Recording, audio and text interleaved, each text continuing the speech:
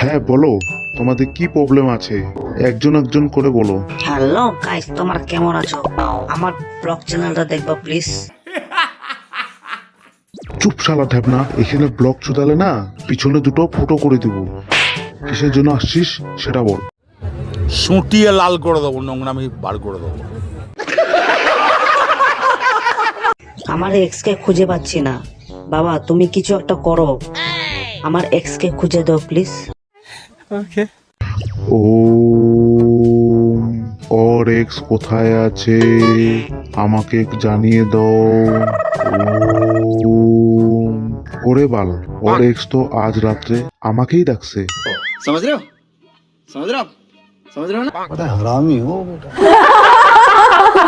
এক কাজ কর, এক্স কে ভুলে যা, নতুন একটা মেয়েকে বিয়ে করে ঘরে যা। কিন্তু বাবা ঘরে যে বউ আছে।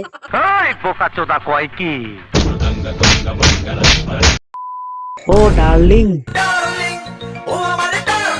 কি হলো তোর আবার ছাপড়ি? ওই শোনো না, চলো না কোথাও ঘুরতে যাই। কোথায় যাবে? ওতে। দেখো বোঝো অবস্থা।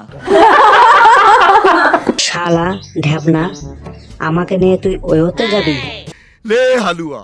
হ, ওতে জামু, বেলুন ফুলামু, আইসক্রিম খাওয়ামু। তুই যা তোর বয়ফ্রেন্ডের সাথে। যা শালা, ছেলেদের আবার বয়ফ্রেন্ড হয় নাকি? বলছিলাম দীপিকা না হারিয়ে গেছে। পুরা নাম কি? দীপিকা। টাইটেলটা কি আমার বাবা বলবে? পুরা নামটা বল। দীপিকা সরকার। কোথায় থাকে? ওর জামাই সাথে থাকে, আমাদের পাড়াতে। লে হালুয়া।